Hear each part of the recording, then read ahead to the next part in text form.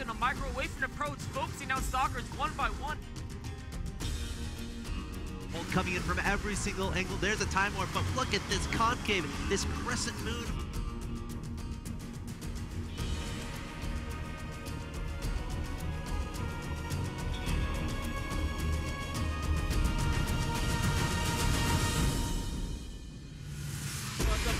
This is what's going to happen now. The supply goes in Huck's favor. He's just going to barrel through, take out whatever. So much pile here coming towards. Looking like Nesty is going to take it here. Dancing the roaches a little bit. Scarlet. Now the Hydras are exposed. Those units are going to die, and it's not really going to make that much of a difference with GG.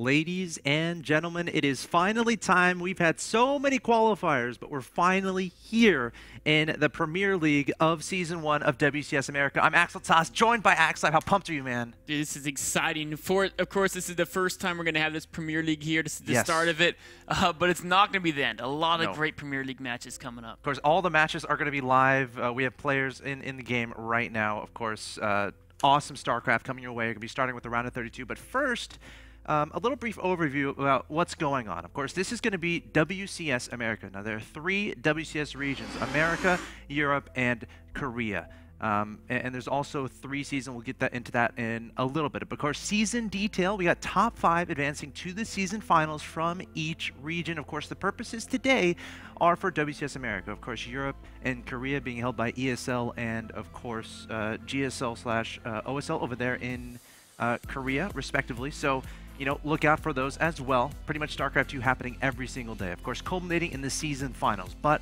as we said, this is Season 1. Players play in all these events. Hopefully they do well, and ideally they get a lot of points contributing towards their total, because the top 16 point earning players of the year go to the global finals at BlizzCon.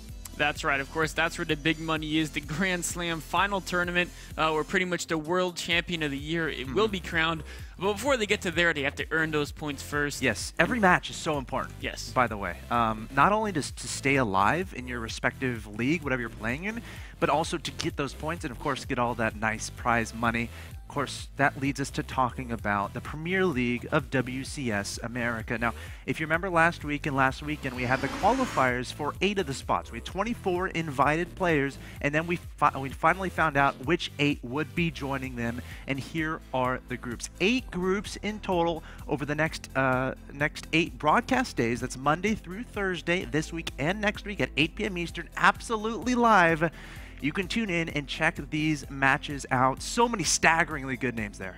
That's right, of course. A lot of great players here. You can see there are pretty good race distribution as well. A couple of names stick out in my mind, at least, are Huck and Nidra, 2 of the most famous North American players. But there's a lot of talent from around the globe as well. You know, you have Oz, Alicia, Moonglade, SDC, Apocalypse. I mean, the names go on and on and on. Of course, the group we have today, of course, is going to be group number F. Yeah, so many huge storylines behind every single name in the Premier Division, in the Premier League, I should say, of WCS America. Of course, here we see a picture of Group F. TheOgnis, Snute, Vibe, the SEC. It's important to note, this is the round of 32. The top 2 will advance on to the round of 16. The bottom 2 will be knocked down to the Challenger League. So all these guys going to be playing their hardest to try to get a top 2 spot in this group. Of course, TheOgnis, Snute, Vibe, the SDC.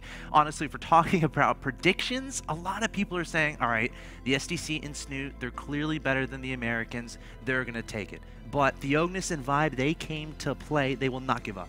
They definitely won't. Of course, both players from Team Root. Some would say a Root versus international type of matchup here. You know, 2 Zergs and 2 Terrans. There's no Protoss in this particular group, but otherwise it's very racially balanced.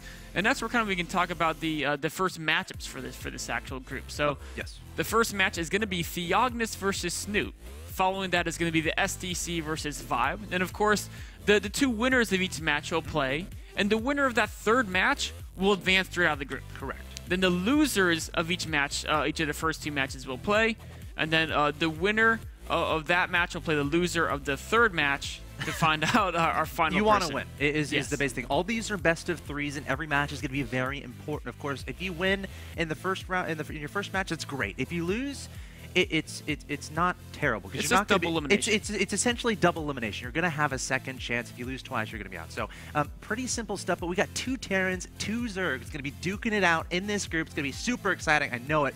And the question on my mind is going to be, are we going to see any Americans? Are we going to see 2 of the Americans advance? Are we going to see 1 of the 2 Americans advance? Or are we going to see the STC? Of course, he got through the qualifier. Are we going to see him take the top spot? A lot of people are saying that. Of course, Snute, coming from Norway, participating at a very late hour where he is right now. You know, how can he overcome that challenge and potentially, take a victory here today? It's definitely going to be exciting. Of course, the first matchup is going to be TheOgnis versus Snute. That's going to be an exciting match. We can potentially see, what some people call an upset, but I think they're fairly closely matched. You know, TheOgnis is a very, very smart player. He doesn't have quite the results of Snute, but he definitely has a lot of skills of his own. Yeah, I mean, these guys have made a name for themselves in their own ways. Of course, Snute is probably going to be the more well-known guy. Of course, being on Team Liquid, everyone remembers his victory at Home Story Cup 6. He was making a ridiculous run to the tournament. Everyone's like, who is this guy? And then he's going up against, I think it was Symbol, in the final match there. He was up 3-0, needed to win one more, and he won it. He beat him 4-0 in his EVZ, and there was a camera shot on his face, and he was in tears. This guy was so emotional, such a fantastic win for him. And soon after that victory, he got that invite to join Team Liquid. Super awesome guy, too. I've had a chance to meet him in real life. Definitely look out for this guy in this tournament, but of course, as we said before, going up against TheOgnis. Now, TheOgnis, a Terran player, not many people will know that much about, but he has a big presence in community. Like, he's been on State of the Game, he's been on Artosis' new show, so he's definitely not shy to get his name out there. And TheOgnis, of course, being on Root Gaming, he practices a bunch with the Root guys, and you definitely do not want to count this guy out. That's right. Of course, one thing I can say is going to be very interesting about this matchup is neither player is really prone to do a lot of crazy strategies. Both players really, favor the solid mechanical base play, straight up, just who has better strategy, tactics, macro, micro, etc., than some crazy weird builds. So it's going to be really a matchup of mechanics, and that's going to be very exciting to see, because TheOgnis, of course, is a very, very solid Terran player, and Snute, like you mentioned, I mean, he's had his successes as well. Should be really interesting to see how these guys approach these best of threes. Of course, I just asked the players if they're ready, and they're ready, Mr. Nick. Now, let's do it. Are you ready? I'm ready. Yes. All right, so let's get into game 1. It's going to be on Whirlwind. I'm hitting the start game button.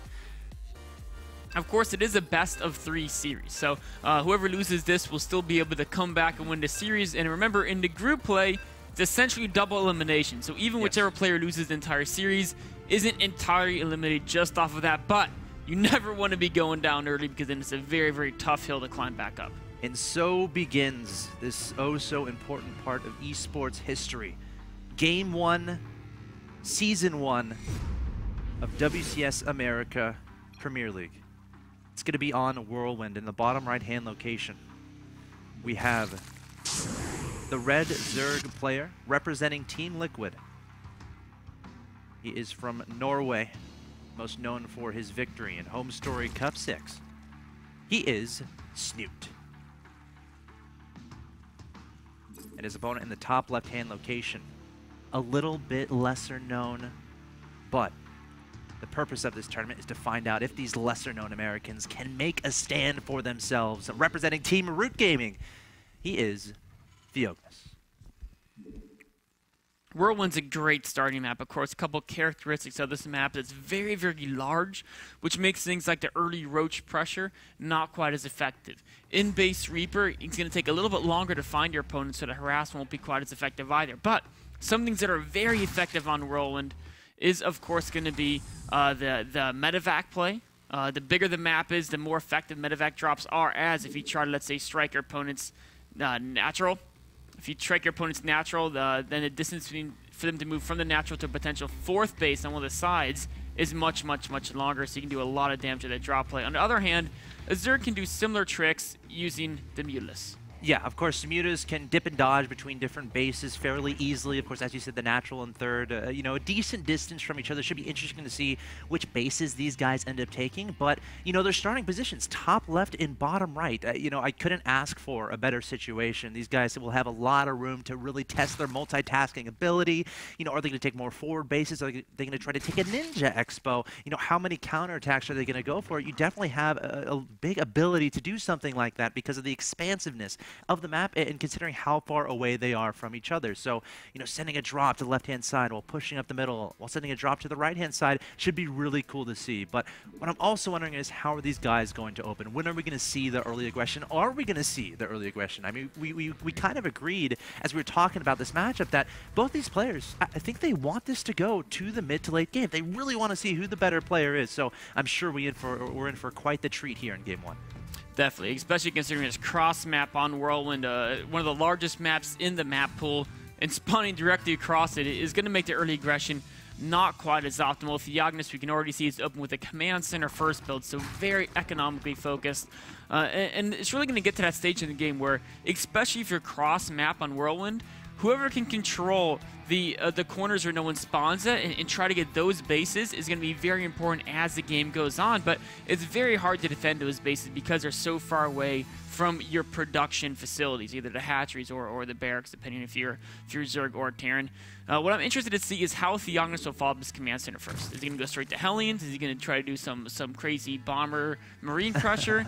You know, we'll have to wait and see. Definitely going to be a factory going down right now. Probably going to add on a reactor onto that barracks. After that, Marine has done only one gas here. So it's not like he's investing into a bunch of gas at this point in time, which would lead us to more think about, you know, Hellbat drops, stuff like that. I feel like this is going to be, you know, a Hellion opening here from TheOgnis. I'm a little bit intrigued that he has decided not to get a Reaper out and instead going for that, again, as we said before, that very fast command center. Some Terran players like getting out that early Reaper just to keep a very close eye on what their opponent is doing, potentially try to get some drone kills, potentially try to force out some lings. But TheOgnis here deciding, you know what, I'm going straight for that command center. I'm not too worried about what my opponent is doing. I just want to get my infrastructure set in stone.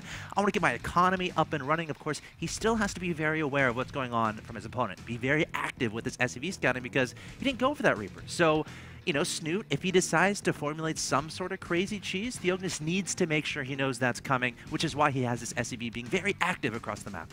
Oh, I think Snute may be planning to put on some roach pressure. The roach warren is a little on the early side just for defensive roaches. Also note, he's getting a lot of Overlord available supply, and he's not using that right now for drones. I think that means he's going to make a burst of roaches. Larva. Oh, there goes 7 roaches. And I would anticipate droning behind us because he hasn't researched Zergling speed. But these 7 roaches can do some nice damage on their first attack. Of course, it's not an all-in, but getting the roaches this early means he does want to get at least a couple SCV kills. I love this move. Of course, if your opponent decides to go for something like, you know, Hellbat drops or something, the roaches can help defend against that stuff too. TheOgnis needs to figure out that this is going on. He's watching the third base, sees that immediately being placed down. We'll have to see if he swings his SCV over to the right-hand side. But keep in mind, behind this, TheOgnis is going straight for a third command center. So if we're talking about available defenses for him, it's not that much. He's only got Hellions at this point in time. Snute now coming across the map, and TheOgnis still doesn't know about it. I'm a little bit worried. He needs to get some Widow Mines out right away, I feel. Well, Snute is playing this a little bit safer. Of course, he's keeping 4 of those roaches back because he doesn't want to have Hellions run by and devastate. Even if you send all 7, TheOgnis does have the bunker. And in fact, he's building his second bunker behind it as well. So he definitely has the preparations ready. He's even pulling a lot of SCVs. He's worried. Yeah. I mean, he only saw 3 of the roaches. Who's to say that there's not 15 more behind those roaches marching along? So TheOgnis is playing very safe here. He doesn't want to die early. That's right, of course. And you know what? It's fine to play extra safe if you're doing what TheOgnis is doing. You're going 3 fast orbitals. You're going double engineering bays before a 3rd production facility. These type of investments really pay off as long as you don't die in early game. Hellions able to sneak by into the natural expansion, getting a good amount of drone kills. However, the drone's able to get us around. We see 9 orcers killed there from TheOgnis. I think he lost about 4 Hellions. In your mind, is that worth it for Snute? Or TheOgnis. I think it's worth it for TheOgnis. His Hellions are kind of losing their value. The one thing that the Hellions can do for him is they can help him take his third base a little bit faster. But given how late he's adding additional production facilities, I don't think he's in a super hurry to take on that third base. I think he's glad to trade some of his early units for economy, as he's not really worried about Snute's army, and he doesn't really have a great use for his army right now either. It's really just about economy at this stage of the game, given the way both players have opened. Yeah, Snute just now taking a few extra gases, of course, has only been on 2 gases for quite a while, and we're seeing him want to go for a Ling Baneling style. We see 2 evolution chambers on the ground, already researching 1-1. TheOgnis not too far behind in that upgrade path, but you know, Snute opening up with the roaches, it's going to keep TheOgnis guessing. Like, if you see a bunch of roaches in the early game, you're like, all right, is my opponent going for some sort of roach Hydra composition? But no, Snute showing the roaches, but behind that, putting out 2 evolution chambers and focusing on the melee and carapace upgrades. So he's really going to be focusing on those Lings and Banelings entering the mid game here. He definitely is. One potential thing we could see Snute do, I've seen on Whirlwind before, is getting speed roaches and speed banelings, or even just speed banelings. Oh my gosh, TheOgnis with the Widowmine. Snute not able to identify that that's happening. A great Widowmine shot there. Looks like he got 10 kills with that guy, and now the Ling's going to be backing away. Snute did not want that loss to happen. Now making a bunch of banelings. Has an Overseer coming in, but I'm not sure where it is. There it is, on the left-hand side. He's really looking to try to do damage to TheOgnis' third, but TheOgnis has a great Widowmine spread. His unit count is low. He may be forced to evacuate a third base, but the double Marauder bunker is definitely going to help out.